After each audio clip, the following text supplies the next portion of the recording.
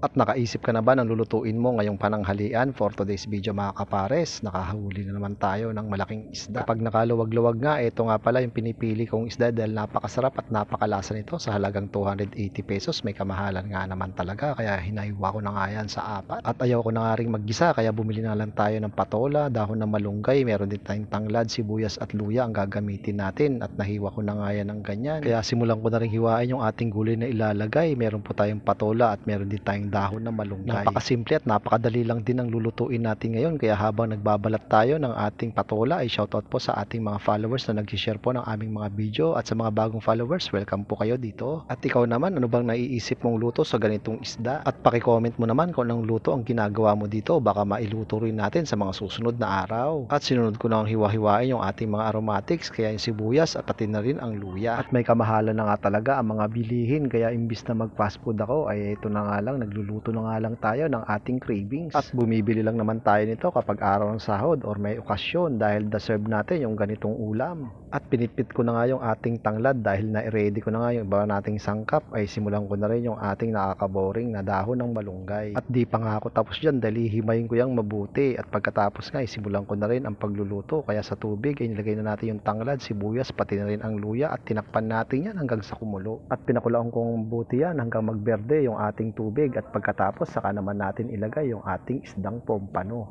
At syempre maglalagay na rin tayo dyan ng ating shrimp cubes, saka naman natin lalagyan niya ng konting asin, pati na rin ang pamintang durog.